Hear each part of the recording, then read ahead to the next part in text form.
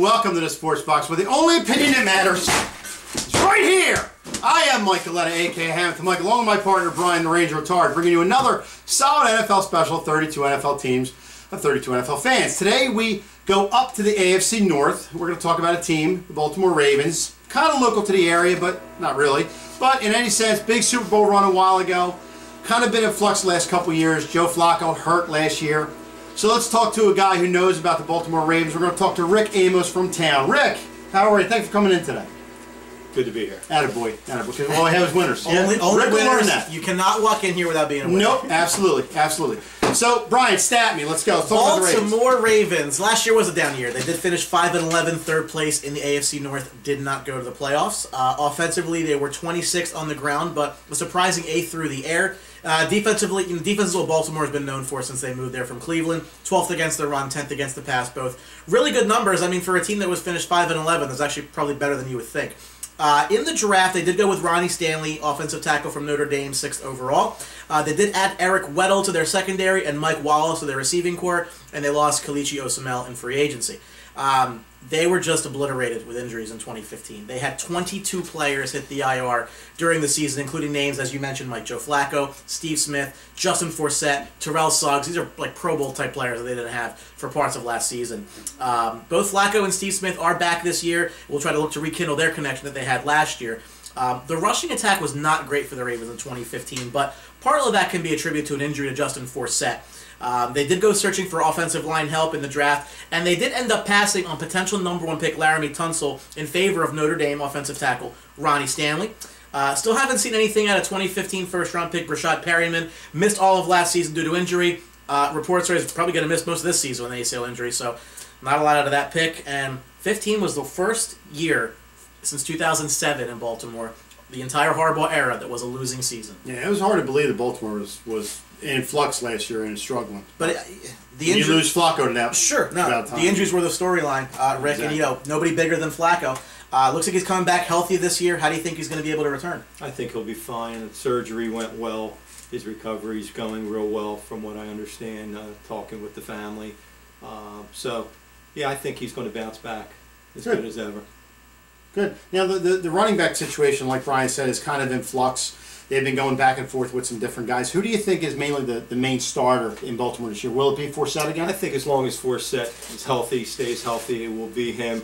The West fella, he's been getting some carries and was doing pretty well, and I think he's been looking good in camp, so I wouldn't be surprised to see some more out of him. Maybe like a third down back mix it up a little bit. Coming in and Allen's second right now on the depth chart. Okay. So I think he'll be getting his time as well. Okay.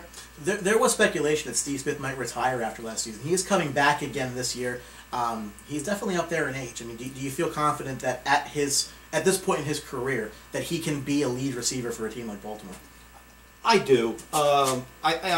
He is getting up in age, but he's a veteran, and he's. I'll tell you what, he's one strong guy. Yeah. And him and Joe really work well together. They get really nice chemistry going. I'll tell you, the other fella I hope they can get their chemistry back is Pitta. Yes. And Joe, with that Super Bowl playing run. With injuries a lot. Yeah, he's been injured, and even in that Super Bowl run, he was hurt going into the Super Bowl. But they have a nice chemistry together. It'd be nice to see them be able to rekindle that underneath game, and down the seam game with him. It was funny, for a long period of time you had Todd Heap taking a load of that, and then you got Pitta getting hurt, and he's probably just as good as Heap, but he can't stay healthy. Right. But Rick, you make a great point. I mean, Dennis Pitta for a long time was considered to be like one of those next set of tight ends. Yeah. They looked to him a lot, and I think that the passing attack really missed him. Even though they were really good in yards, him not being on the field was just one option that they didn't really have. They're in a tough division.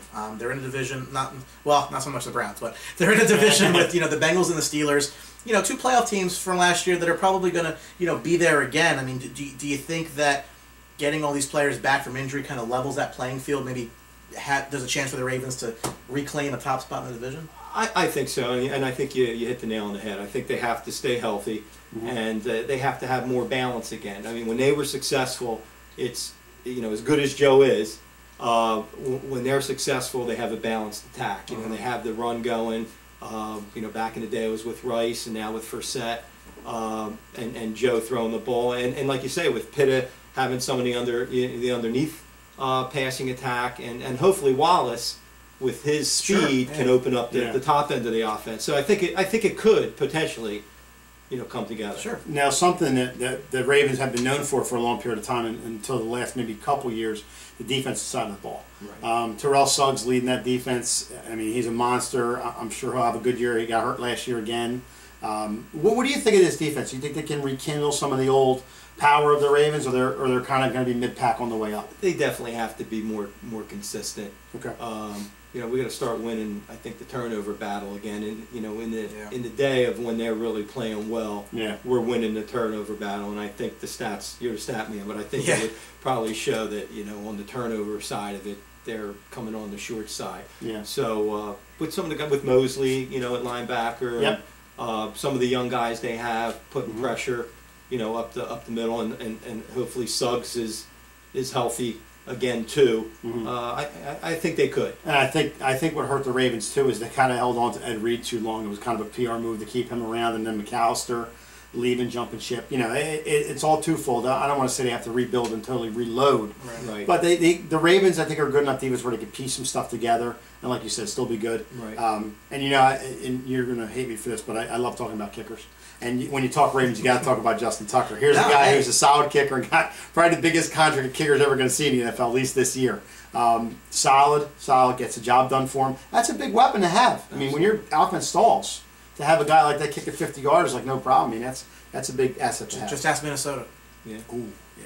Yeah. Special teams wise, I would say they were probably one of the top teams in those categories. Yeah. So you know that'll certainly help having one of the best kickers. Yeah, I'll get to the schedule first, and Brian, I'll have a question for you. The last 4 games of the year, 3 out of the 4, they go to New England.